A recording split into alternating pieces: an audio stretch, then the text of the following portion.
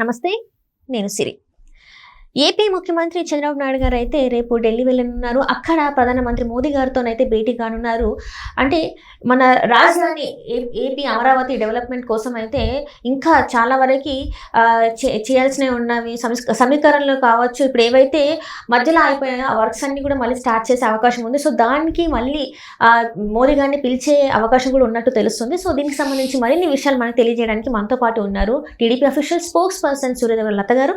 నమస్కారం మేడం. నమస్తే. మనం ఇప్పుడు చూస్తుంటే ఏపీ ముఖ్యమంత్రి చంద్రబాబు నాయుడు గారు ఢిల్లీ వెళ్ళనున్నారు రేపు అని చెప్పి మనకు తెలుస్తుంది. అక్కడ కూడా ఏంటంటే రాజధాని గురించి, ఏపీ రాజధాని గురించి మాట్లాడడానికి ఇంకా ఏవైతే మధ్యలో పనులు అయిపోయో వాటి గురించి, నిధుల గురించే కావచ్చు, లేకపోతే మోదీ గారిని మళ్ళీ ఆహ్వానించి మళ్ళీ శంకుస్థాపన లాంటివి పనుల పునరుద్ధరణ గురించి కూడా చర్చించే అవకాశం ఉన్నట్టు తెలుస్తుంది. సో ఇది ఎలా ఉండబోతుంది మేడం? ఇక్కడ నారా చంద్రబాబు నాయుడు గారికి అయితే ఒకటే ఆలోచన, అంటే ఎట్లాగైనా సరే అమరావతి అనేది కంప్లీట్ చేయాలి. ఆయన ప్రజలకు ఏదైతే మాట ఇచ్చారో అలాంటి అమరావతి నిర్మించాలి అనే ఆలోచన ఉన్నప్పుడు అది 33,000 ఎకరాలని ఆయన ఎలాగైతే రైతుల దగ్గర తీసుకోగలిగారు, తీసుకున్న తర్వాత దాని తర్వాత వచ్చిన పరిణామాలు, సో ఏదో తాత్కాలిక సెక్రటరీ, తాత్కాలికమైన కోర్టు కానివ్వండి, అసెంబ్లీ కానివ్వండి, హైకోర్టు అన్నీ చేసుకోగలిగారు. కానీ అన్నీ తాత్కాలికం అనుకున్నా కూడా అవే మంచి బిల్డింగ్స్గా కట్టారు. కట్టిన తర్వాత అంటే ఒక ప్లానింగ్, ఒక కట్టడం కడితే అది చరిత్రలో నిలిచిపోయేటట్టు కట్టడాలు కట్టాలంటే టైం టేకింగ్. కాబట్టి ఆ రోజున తాత్కాలికమైన భవనాలంటూ అంటే పెద్ద డెకరేటివ్గా కట్టకుండా ఏదో ఒక ప్లానింగ్తో కట్టడం అట్లాంటివి చేశారు. దాన్ని అందరూ కూడా ఆ రోజున అపోజిషన్ వాళ్ళందరూ, లీడర్స్ వాళ్ళందరూ కూడా ఎగతాళి చేశారు దాని గురించి. సార్ కానీ వాళ్ళకి అంత నాకు అనిపిస్తుంది, అంత అంటే తాత్కాలికంగా రాజధాని అంత తొందరగా అంత కావాలి, అక్కడ ఒక సెక్రటరీ ఉండాలి, ప్రజలకు అందుబాటులో ఉండాలని వెంటనే పనులు చేయటం స్టార్ట్ చేశారు. కానీ ఆ రోజున అందరూ ఎగతాళి చేశారు. కానీ అదే సెక్రటరియట్లోనే వాడుకొని పనిచేశారు. వాళ్ళు ఏమీ కట్టను కూడా లేదు. సార్ తర్వాత వైసీపీ, సరే ఆ వైసీపీ వాళ్ళు 3 రాజధానులు అని చెప్పేసి ప్రజలందరినీ ఇబ్బంది పెట్టి 5 ఏళ్ళు కూడా ఎలాంటి రాజధానిలో ఒక ఇటుక వేసిన పాపం లేదు. ఉన్న రోడ్లు కూడా తవ్వుకొని దానిలో ఉన్న కాంక్రీట్, కమ్మి, మట్టి, గ్రావెల్స్ ఉంటే అవన్నీ అమ్ముకొని తిన్నారు. సో అక్కడ కూడా పనులు అయిపోయినాయి. సరే కొంతవరకు బిల్డింగ్స్ అన్నీ నారా చంద్రబాబు నాయుడు గారి టైంలోనే మొత్తం బిల్డింగ్స్ అన్నీ కూడా కట్టి, అంటే అధికారులకు ఇవ్వడానికి, ఐఏఎస్లకి, ఐపీఎస్లకి, ఎమ్మెల్యేలకి వాళ్ళకి ఇవ్వడానికి క్వార్టర్ లాంటివి కట్టడానికి అయిపోయినాయి.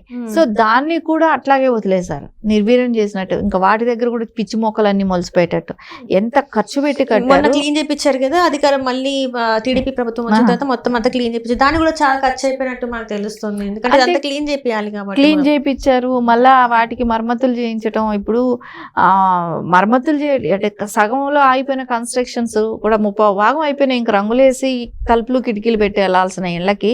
సో మొత్తం అట్లా ఆగం చేశారు కదా. సో దాని మూలాన మళ్ళా దానికి మళ్ళా ఖర్చులు, ఫస్ట్ నుంచి మళ్ళా ఖర్చులు, దాన్ని మరమ్మతులు చేసుకుంటే కట్టాలి మళ్ళా. సో ఆ ప్రాబ్లమ్స్ కానీ ఇట్లా అన్ని రకాల ప్రాబ్లమ్స్ పట్టడంతో 5 ఏళ్ళు కూడా ఎక్కడ వేసిందో అక్కడే ఉంటాం, ఇంకా ఖర్చు ఎక్కువ పట్టడం. ఇంకోటి ఏంటంటే డ్రైనేజీలకు పెట్టిన పైపులు ఉంటాయి కదా, పైప్ లైన్స్ అవి కూడా దొంగతనం చేసుకెళ్ళిపోయారు. ఎలక్ట్రిసిటీకి పెట్టిన పైప్ లైన్సే కానివ్వండి, అవి కూడా రోడ్లు కానీ అన్ని రకాలుగా ఏది దొరికితే అది వైర్లు, తీగలు, కరెంటు తీగలు కూడా వదలలేదు. ఆఖరికి వాటిని కూడా ఎత్తుపోయి అమ్ముకున్నారు. అచ్యుతపురానికి కూడా తీసుకెళ్లారు.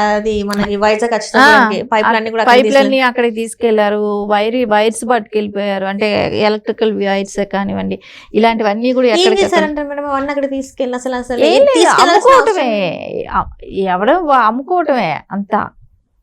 వాళ్ళు ఎవరికైనా కాంట్రాక్టర్లకి ఇచ్చేసేసుకోవటం, మళ్ళీ అమ్మేసుకోవటమే. అన్నీ అమ్మేశారు అట్లాగనే. సరే ఈ రకంగా ప్రతిదీ జరుగుతూనే ఉన్నింది. సరే కూటమి ప్రభుత్వం అధికారంకి వచ్చిన దగ్గర నుంచి సో మళ్ళీ పనులు స్టార్ట్ అవ్వాలి.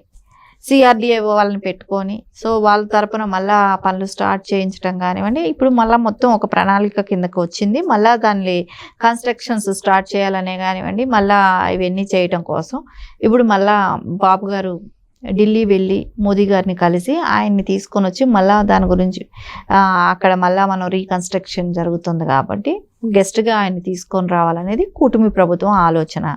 సో దానికోసమే బాబు గారు అక్కడికి వెళ్ళటం, రేపు వెళ్తారు, వెళ్ళి ఆయన తీసుకురావడం కూడా అంటే జరుగుతుంది. ఇంకెవరైనా మంత్రుల్ని కలిసే అవకాశం ఉందంటారా మేడం? అంటే ఖచ్చితంగా ఎప్పుడూ కూడా ఢిల్లీ వెళ్ళినప్పుడు 4 పనులు చూసుకొని వస్తారు. ఎందుకంటే అధికారంలో ఉన్నా కూడా కానివ్వండి, ఢిల్లీ వాళ్ళ సపోర్ట్ లేనిదే, సెంట్రల్ గవర్నమెంట్ సపోర్ట్ లేనిదే రాష్ట్రం అనేది అభివృద్ధి అవ్వటం కష్టం. కాబట్టి రాష్ట్రంలో రావాల్సిన ఏమైనా ఇండస్ట్రీస్ వస్తాయా, లేకుంటే సాఫ్ట్వేర్ రంగం మినిస్టర్స్ సపోర్ట్ చేయగలుగుతారా, ఆర్థికంగా నిర్మలా సీతారామన్ గారు కొంచెం సపోర్ట్ చేయాల్సింది ఉంటుంది.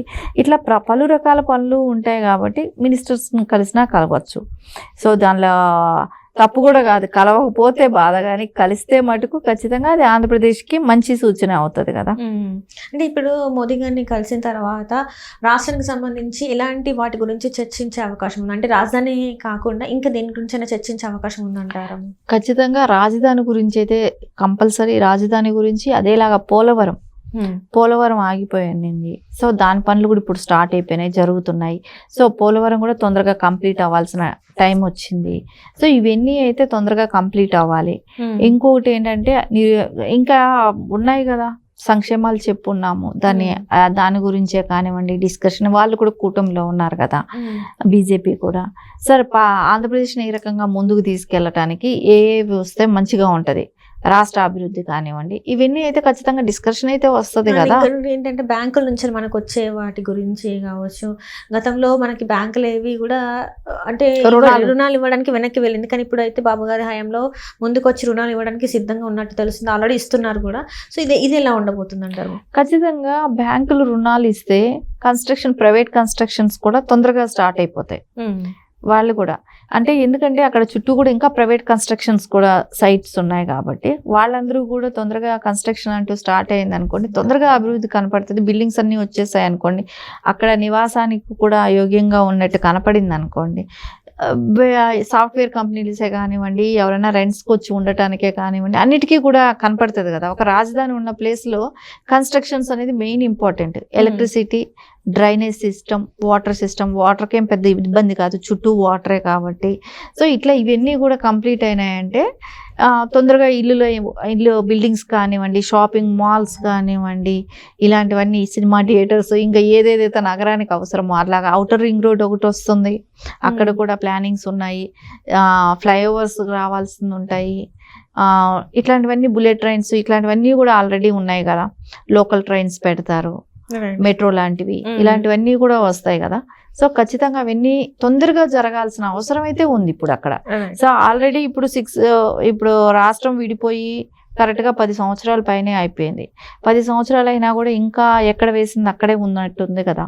సో అవన్నీ కూడా తొందరగా కంప్లీట్ అవ్వాలంటే ఖచ్చితంగా రాష్ట్రంలో సెంట్రల్ గవర్నమెంట్ కూడా ఇంపార్టెంట్ పాత్ర పోషించాల్సిన అవసరం ఉంది. Right, thank you so much. నమస్తే.